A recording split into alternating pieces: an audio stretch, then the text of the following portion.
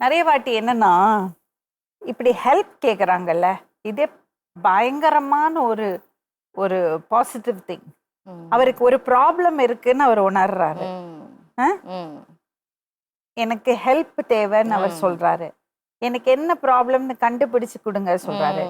இந்த தெளிவு நிறைய பேருக்கு இருக்கிறது இல்ல. அதே நீங்க பாதி ப்ராப்ளம் சால்வ் பண்ணிட்டீங்க. அவ்வளவுதான். இப்ப இதே இவரை நீங்க வந்திருந்தீங்க வச்சுங்க, என் ஹஸ்பண்ட் வேலைக்கு போறது இல்ல, எவ்வளவு சொன்னாலும் கேட்கறது இல்ல, நீங்க சொல்லியிருந்தீங்கன்னா நான் கவலைப்பட்டிருப்பேன். இது அவரே சொல்றாரு. அதுக்கு இன்சைட் சொல்லுவாங்க. ஆனா எனக்கு ஒரு டவுட், இந்த விஷயம் எல்லாம் இவரோட கற்பனையா சோம்பேறித்தனத்தினால தப்பிக்கிறதுக்காக சொல்றாரா இல்ல நிஜமாவே அவருக்கு ப்ராப்ளம் இருக்கான்னு பார்க்கணும். அவ்வளவுதான். கண்டிப்பா பாருங்க.